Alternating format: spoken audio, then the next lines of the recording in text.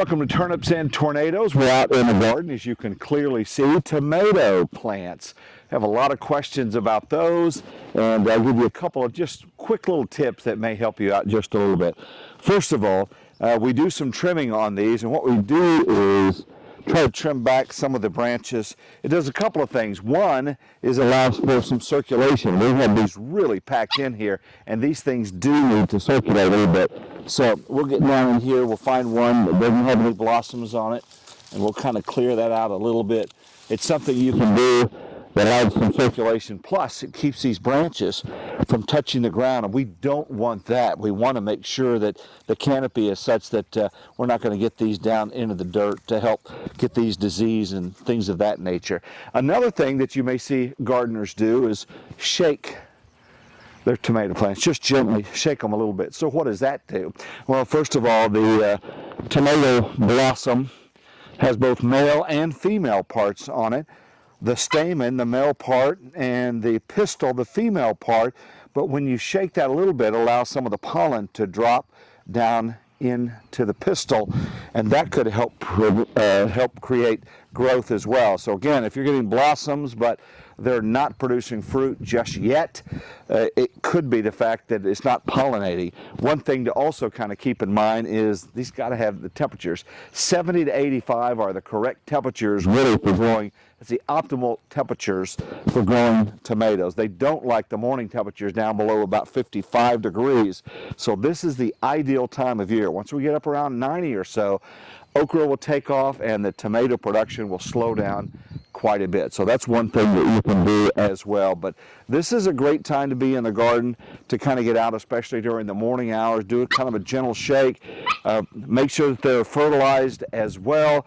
Some people like, coffee grounds, which adds a little bit of nitrogen, other home remedies. We've heard it all. But again, we just kind of get out here, we do some trimming, and we're getting tomatoes, but we'll very soon have green tomatoes. So we're kind of excited about that. So we're going to do some trimming, got mulch down. That prevents these branches from getting down into the soil. But take a look at them. As they get a little bit stronger and leggier, we will start to tie up some of these with some twine on the cages as well. Now, if you'll also notice, we've got onions flanking all the way around the garden. We don't know why, but these things have gotten real leggy this year. Not quite bulbing out yet, not quite green onions, but these things are really long, and as these tomatoes continue to grow, it'll kind of block out some of the sun. But we kind of wait for these things to fall over a little bit. But we're coming out here nearly every day and picking and pulling just a few onions for lunch or whatever. But these are fantastic as well. All right, now Joanne is in the rest of the garden, and she's got a little tour and an update on what's going on. Hey Dan, thank you for working on those tomato plants. I set them up here because we've got a new little terror in the family, and she likes to eat the things we're working on. And I think that tomato plants can be harmful to pets. This is Sophie, and she is running our lives right now. You say, okay. I'll give you a little brief garden tour. We're kind of between the cool season plants and the warm season plants right now. We are getting some strawberries. They're small, but they're really very tasty. There's a little backstory on this. We had this whole bed full of strawberries. We had everbearing and also June-bearing. And we had really bad luck at the first. The strawberries were very soft, not good at all. And also the roly-polies were eating them really bad. And so we were throwing away, I'd say at least 3/4 of them. We weren't getting very many at all. So we actually cleared out half the bed. We probably should have, maybe we were being a little too quick on that. But we're good. And now we're getting good berries. We should get a second stand of these berries, hopefully. And where we cleared them out, we went ahead and planted some squash. This is zucchini. And I don't know how well this is going to work. We just had these in the garage, so we decided to go ahead and use those. We're hoping they'll kind of come over, and then it will give them a little more room to do what they're going to do. But those seeds have only been in the ground about 3 days maybe, and they've already popped up. So we're happy about that. We have a couple of ground cherry plants. First time to grow that. We're looking forward to those. They're doing really well. These are some smaller ones that we planted a little later, but they've got quite a few blooms on them, so we're hoping. Here are some bigger plants of the ground cherries, and something's eating on them, and that may be what it was right there. But we are getting blooms. And then, as Dan was talking about, we do have the onions that we're anxious to bulb up, and so that we can go ahead and pull those out.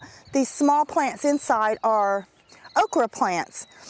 And they're just getting started in Oklahoma. It needs to get a little warmer before they get really happy, and then they will grow really quickly. We have these in the bed because we were having trouble with birds. You can see where they've dug. We think they're looking for worms probably, but they've disrupted our seed growing a lot. These plants are some of the long beans.